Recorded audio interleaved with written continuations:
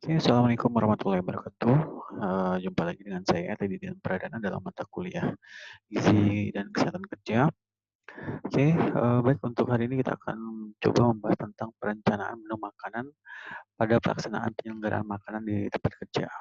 Oke, terkait dengan gizi dan produktivitas kerja ini untuk menentukan perencanaan ataupun membuat program penyediaan makanan di tempat kerja, kita memang harus memahami apa saja yang harus dibahas di dalam perencanaan menu makanan karena perencanaan menu makanan ini merupakan salah satu uh, upaya dalam penyediaan makanan di tempat kerja agar sesuai dengan program uh, penyelenggaraan makanan yang sesuai dengan ketentuan kesehatan kerja. Ya, dalam penyelenggaraan makanan terutama dalam penyediaan menu ini kita harus memahami dulu pengertian menu dan jenis menu. Ya, pengertian menu. Menu adalah berasal dari bahasa Prancis yaitu le menu yang berarti daftar makanan yang disajikan kepada tamu di ruang makan. Ya, jadi intinya menurut dari segi bahasa memang artinya adalah daftar makanan. Ya, dalam lingkungan rumah tangga, menu diartikan sebagai susunan makanan atau hidangan tertentu.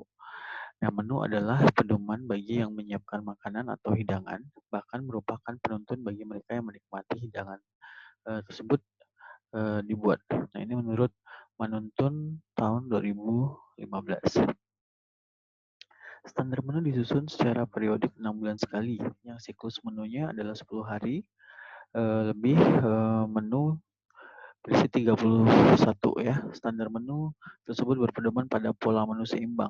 Ini menurut Irianto tahun 2014. Jadi ada siklus menu yang kita buat 10 hari sekali dengan daftar menu kurang lebih ada 31 macam daftar makanan yang disajikan. Pedomannya adalah bagaimana membuat pola menu yang seimbang untuk hitungan per hari.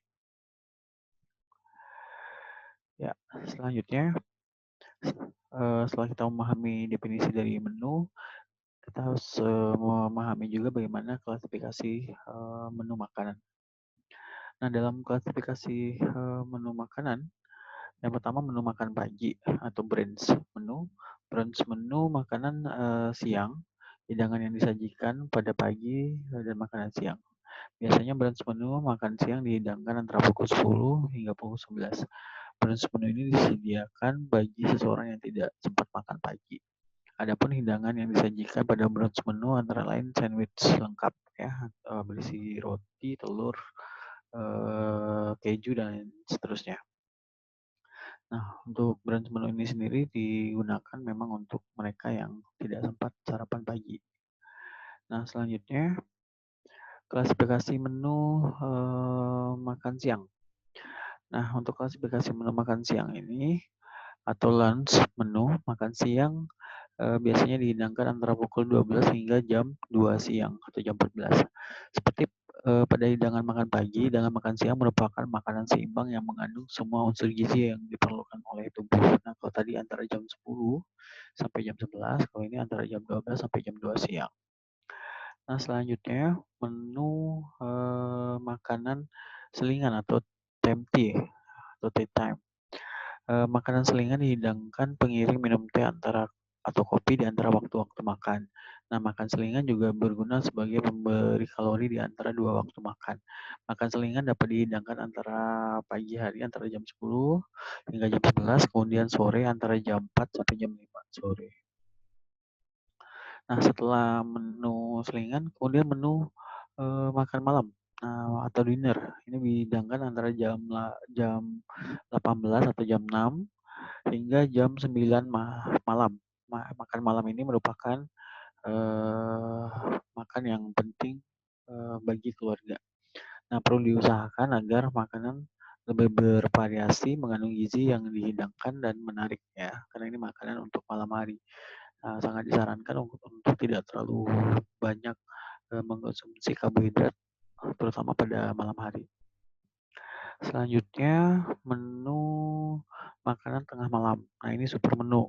Nah, untuk tipe yang seperti ini, memang harus cepat dibuat lebih sederhana dan lebih ringan daripada menu makan siang atau menu makan malam. Hidangan ini disediakan bagi mereka yang bekerja dan pulangnya pada malam hari. Nah, ini adalah klasifikasi menu ya. Ada 5 jenis klasifikasi: menu makan pagi atau brunch menu, kemudian menu makan siang atau lunch, kemudian menu makan selingan atau tea time, kemudian makan malam atau dinner, kemudian makan tengah malam atau super menu. Nah, selanjutnya menu pilihan. Nah, dalam menu pilihan ini kita harus melihat bagaimana daftar menu berdasarkan jenis yang disajikan dan konsumen dapat memilih sesuai dengan selera. Sedangkan menu standar adalah susunan menu yang digunakan untuk menyelenggarakan makanan dalam jangka waktu panjang, antara 7 sampai 10 hari. Jenis masakan yang akan disajikan dari hari ke hari, baik makan pagi, makan siang, makan malam, maupun makan selingan telah ditentukan, sehingga penyediaan makanan tinggal mengikuti daftar menu saja. Nah, di samping itu, dalam membuat menu standar harus memperhatikan bahan dasar, variasi rasa, variasi warna, variasi tekstur, variasi metode pengolahan bahan makanan. Ya, selanjutnya struktur menu. Nah, dalam struktur menu ini ada beberapa hal yang perlu kita perhatikan. Yang pertama, struktur adalah ketentuan frekuensi pemberian makanan dan makan selingan dalam sehari. Misal, 3 kali pemberian makan utama, 2 kali pemberian makan selingan. Jadi untuk memperhatikan faktor yang pertama, penggunaan bahan makanan dalam menu yang disajikan harus beraneka ragam. Jumlah bahan makanan harus dapat memenuhi kecukupan gizi konsumen. Setiap konsumen memperoleh makan sesuai dengan kebutuhan gizinya. Sebagai pedoman dalam mengidentifikasi kebutuhan zat gizi, konsumen dapat digunakan sebagai rujukan angka kecukupan gizi orang Indonesia. Nah, untuk di Indonesia sendiri kita menggunakan rujukan angka kecukupan gizi sebagai penentuan struktur menu untuk penentuan makanan dalam satu hari untuk 3 kali pemberian makanan dan 2 kali pemberian makanan selingan. Nah, selanjutnya setelah kita memahami struktur menu, kita mengkaji tentang pedoman teknis perencanaan menu dan penyediaan makanan. Nah, dalam pedoman teknis ini ada beberapa hal yang perlu dipahami. Yang pertama, standar porsi, yaitu rincian macam jumlah bahan makanan dalam berat, bersih dan mentah untuk setiap hidangan. Jadi ditimbang terlebih dahulu terkait dengan macam dan jumlahnya.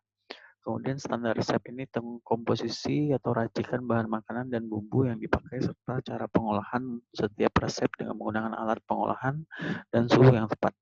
Nah, standar resep mempunyai rasa atau unsur-unsur organoseptik lainnya, seperti warna, suhu, aroma yang sama dihasilkan jika dilakukan oleh juru masak yang berbeda. Jadi walaupun juru masak yang berbeda, tapi juga standar resepnya itu harus memiliki standar yang sama pada setiap penyajiannya. Nah, selanjutnya standar bumbu. Nah, standar bumbu ini dalam selanjutnya adalah standar bumbu. Nah, rincian macam dan jumlah rempah dalam berat bersih mentah untuk setiap resep masakan. Sebagai contoh, standar bumbu yang biasa digunakan meliputi standar bumbu merah, terdiri dari cabai merah, bawang merah, bawang putih. Standar bumbu kuning terdiri dari bawang merah, bawang putih, dan kunyit. Standar bumbu putih yaitu bawang merah, bawang putih, dan kemiri. Itu adalah standar bumbu yang digunakan. Nah, selanjutnya siklus menu, yaitu satu set menu sehari yang disusun dalam jangka waktu tertentu yang disajikan atau yang dilaksanakan dalam satu waktu, misalnya 3 hari, 7 hari, dan 10 hari. Nah, selanjutnya adalah standar makanan. Ini susunan bahan makanan yang digunakan berdasarkan jenis makanan. Umumnya, standar makanan ini digunakan pada institusi di rumah sakit. Nah, ini adalah pedoman teknis proses perencanaan menu dan penyediaan makanan. Oke, selanjutnya tentang langkah-langkah yang perlu diperhatikan dalam perencanaan menu.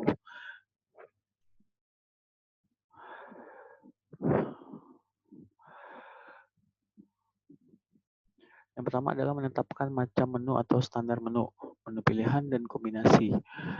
Yang kedua menetapkan siklus menu antara 5, 7, 10 hari dan lain seterusnya.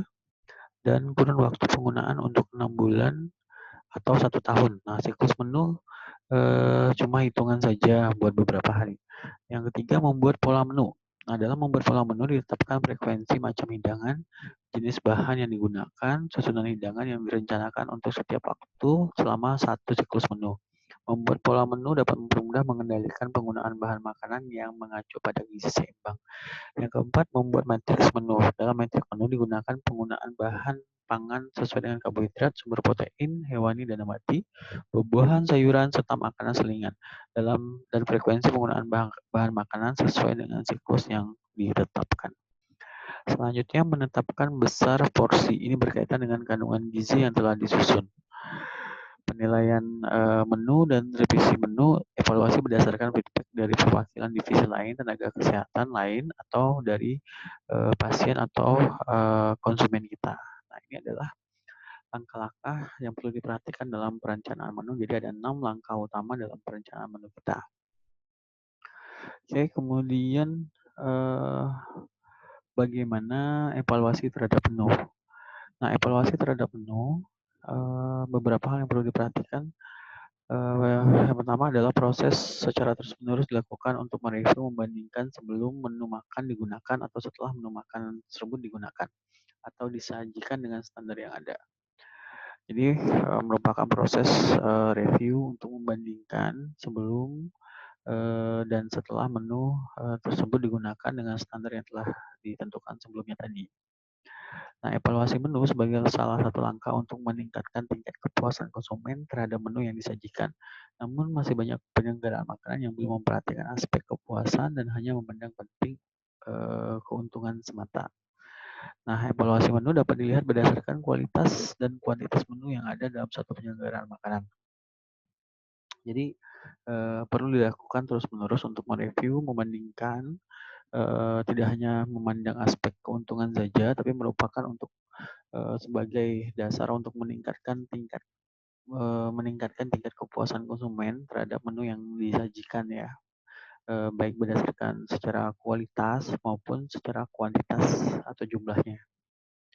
Nah, selanjutnya kita bicara tentang cita rasa makanan.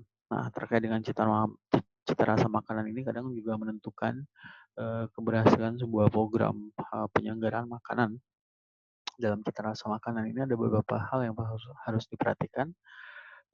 Cita rasa makanan merupakan salah satu faktor yang mempengaruhi daya terima terhadap makanan yang disajikan. Nah, cita rasa makanan menimbulkan terjadinya rangsangan terhadap berbagai macam indera dalam tubuh kita, terutama penglihatan, penciuman, dan pengecap. Jadi 3 indera utama yang digunakan dalam penentuan cita rasa makanan, yaitu penglihatan, tampilannya seperti apa, penciuman, aroma masakannya itu seperti apa, dan rasa dari indera pengecap. Nah, itu sangat menentukan. Nah, makanan yang memiliki cita rasa yang tinggi adalah makanan yang disajikan dengan menarik, menyebarkan bau yang sedap, dan memberikan rasa yang lezat. Nah, cita rasa makanan ini mencakup 2 aspek utama, yaitu penampilan sewaktu dihidangkan dan rasa ketika makanan tersebut dimakan. Nah, itu 2 aspek utama dalam penyajian makanan atau cita rasa makanan. Oke, selanjutnya faktor yang menjadi ataupun yang berperan dalam penentuan rasa. Nah, kalau tadi adalah cita rasa, kalau ini terkait dengan penentuan rasa. Oke, yang pertama adalah rasa pada makanan. Rasa pada makanan merupakan sebuah reaksi kimia dari gabungan berbagai unsur makanan dan menciptakan rasa baru yang diciptakan oleh lidah. Jadi, rasa makanan pada dasarnya merupakan perasaan yang timbul setelah menelan makanan. Oleh karena itu penting sekali untuk dilakukan penilaian terhadap rasa.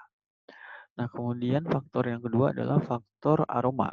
Nah, aroma makanan adalah bau yang disebarkan oleh makanan dengan daya tarik yang kuat dan mampu merangsang indera penciuman sehingga membangkitkan selera makan. Nah, aroma yang dikeluarkan oleh setiap makanan ini berbeda-beda melalui pemasakan yang berbeda akan memberikan aroma yang berbeda pula. Nah, sebagai contoh, memasak dengan menggunakan tungku dengan kayu bakar sebagai bahannya itu lebih memberikan aroma yang lebih, eee, tajam, lebih enak dibandingkan dengan kita menggunakan kompor gas. Nah, kemudian juga, salah satunya menggunakan bahan, daun kemangi itu memberikan, aroma rasa yang kuat juga kepada, makanan. Nah, itu termasuk aroma makanan. Nah, selanjutnya kita bicara dengan tingkat kematangan. Nah, tingkat kematangan makan atau makanan adalah, mentah atau matangnya hasil pemasakan pada setiap bahan masakan atau makanan yang dimasak, mempunyai tingkat kematangan sendiri. Nah, tingkat kematangan suatu makanan itu tentu saja akan mempengaruhi cita rasa makanan. Nah, misalnya kurang masak atau terlalu masak itu juga, sangat mempengaruhi, cita rasa. Nah, yang terakhir yang berperan dalam dalam penentuan rasa adalah tekstur. Tekstur makanan adalah yang berkaitan dengan struktur makanan yang dapat dideteksi dengan baik, yaitu dengan merasakan makanan di dalam mulut. Nah, sifat yang digambarkan dari tekstur antara lain adalah renyah, lembut, terlalu kasar, halus, berserat, empuk, keras, kenyal, dan lain seterusnya. Nah, ini adalah 4 faktor utama yang berperan dalam penentuan rasa. Makanya dalam membuat penyelenggaraan makanan di tempat kerja, kita harus memahami 4 faktor yang mempengaruhi penentuan rasa makanan ini. Oke, kemudian asupan. Nah, asupan adalah, eee, metode pengukuran jumlah, yang dilakukan dengan recall 24 jam. Nah, prinsip dari metode ini adalah mencatat jenis jumlah bahan makanan yang dikonsumsi dalam waktu 24 jam yang lalu atau dalam satu hari. Nah, dalam metode ini, sampel diminta menceritakan semua yang dimakan dan diminum selama 24 jam yang lalu. Nah, data yang dikonsumsi dicatat mulai bangun dari pagi kemarin sampai istirahat, tidur malam harinya, apa saja makanan yang dikonsumsi. Nah, selain itu juga pengambilan data recall ini yang dicatat dapat digunakan sebagai ukuran yang biasa digunakan untuk sehari-hari. Nah, beberapa penelitian menunjukkan bahwa data recall minimal 2 kali 24 jam dapat menghasilkan gambaran asupan gizi yang optimal dalam memberikan variasi yang lebih besar tentang asupan harian dari masing-masing individu. Ya, mungkin itu yang dapat saya sampaikan terkait dengan perencanaan menu pada makanan ini. Mudah-mudahan apa yang saya sampaikan bermanfaat. Terima kasih atas perhatiannya. Kita lanjutkan pertemuan pembahasan kita selanjutnya. Sekian dari saya. Terima kasih. Assalamualaikum warahmatullahi wabarakatuh.